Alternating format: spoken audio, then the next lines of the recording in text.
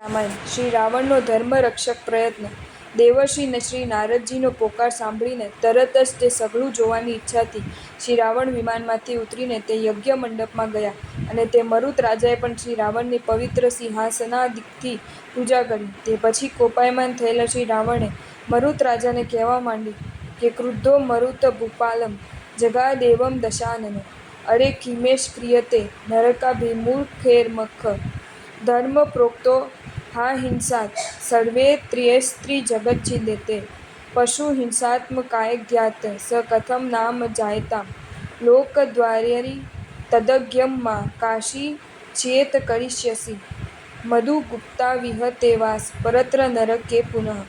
નરકને અભિમુખ થયેલા તે આ યજ્ઞ કેમ કરવા માંડ્યો છે? ત્રણેય જગતના હિતૈષી શ્રી સર્વજ્ઞ દેવોએ નિશ્ચયપૂર્વક અહિંસાથી જ ધર્મ કયો છે. તે ધર્મ પશુ હિંસામાં યજ્ઞથી કેમ કરીને થાય? અર્થાત ન જ થાય. તે જ કારણથી હું કહું છું કે આ લોક અને પરલોક એમ ઉભય લોકના દુશ્મન સમા યજ્ઞને તું ન કર. મારી ના છતાં પણ જો તું કરશે તો આ લોકમાં તારો વાસ મારા કેદખાનામાં થશે અને પરલોકમાં વળી નરકમાં થશે.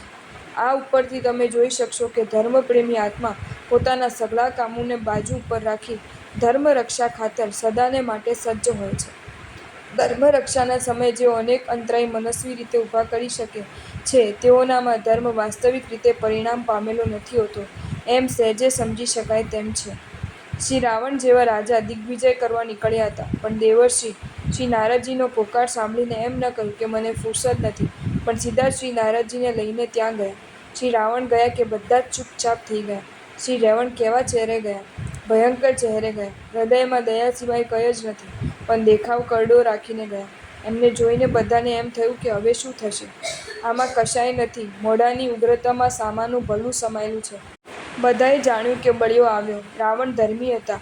એમના મનમાં કોઈને મારવાની ભાવના તો હતી જ નહીં પણ દેખાવ તો એવો રાખ્યો કે બધાના મનમાં ભય પેઠ્યો. ધર્મીને મારવાની વૃત્તિ ન હોય પણ વિરોધીને દેખાવથી તો એમ જ થાય કે આ શું એ કરશે. ધર્મી જો એટલું ન બતાવી શકે તો ધર્મરક્ષણનું કૌવત જ નથી એમ કહેવાય.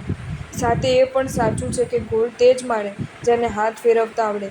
છોકરો બાપની ગોળ ખાય પણ બીજાની ન ખાય. જાણે છે કે બાપ ખવડાવે છે પણ બીજા ગોળ મારે તો સામી બે મારે. આંખો તે કાઢે કે જે હસીને બોલાવી શકે. છોકરાને બાપ છૂટી પણ ખણે, ભૂખ્યો પણ રાખે અને દૂધ પણ પાય.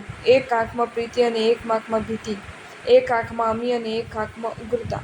ધર્મી પાસે ધર્મીને જતાં આનંદ થાય પણ ધર્મના વિરોધીને તો ભય જ થવો જોઈએ.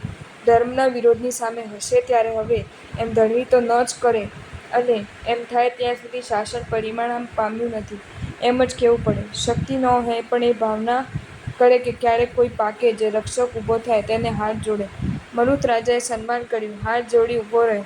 તે છતાં પણ શ્રી રાવણ લેપાયા વિના, જરા પણ ઠંડા થયા વિના કહે છે કે નરકદાયક યજ્ઞ તું કેમ કરે છે?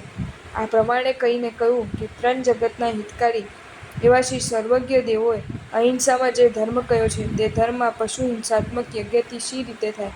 પ્રાણીના સંરક્ષણમાં ધર્મ કે ઘાતમાં? મનુષ્ય જંતુને સાચવે કે એના પર હથિયાર ચલાવે? માટે બેય લોકને બગાડનારા આ હિંસાત્મક યજ્ઞને બંધ કર. નહીં તો પરલોકમાં તો નરક જ છે પણ આ લોકમાંય તારા માટે મેં કેદ તૈયાર કરી રાખી છે. રાવણની ભાવના બધાને કેદમાં નાખવાની નહોતી પણ કહેવું તો પડ્યું જ. પરિણામે વિસસર્જ મખ્ખમ સદ્યો મરુતનૃપતિસ્તત અનન્યરાયણાજ્ઞા હિ વિશ્વસ્યાપી ભયંકરા. મરુત રાજાએ પણ એકદમ યજ્ઞને વિસર્જન કરી દીધો કારણ કે વિશ્વને ભયંકર એવી શ્રી રાવણની આજ્ઞા ઉલ્લંઘન ન થઈ શકે એવી હતી. આવું સુંદર પરિણામ પ્રાણની પણ દરકાર નહીં કરનારા દેવર્ષિ શ્રી નારદજીના પ્રયત્નને અને શ્રી રાવણના ધર્મરક્ષક પ્રયત્નને જ આભારી હતું એમાં કોણ ના કહી શકશે? આથી જ જ્ઞાની પુરુષોમાં ફરમાવે છે કે શુભે યથાશક્તિર્યતનિયમ. શુભ કાર્યમાં યથાશક્તિ યત્ન કરવો પણ પ્રમાદ ન કરવો. જો તમને આ વિડીયો ગમ્યો હોય તો આ વિડીયોને લાઇક કરો અને શેર કરો અને આવા જ નવા વિડીયો જોવા માટે જૈન ફેક્ટ્સ એન્ડ સ્ટોરીઝની ચેનલને સબસ્ક્રાઇબ કરો. ધન્યવાદ.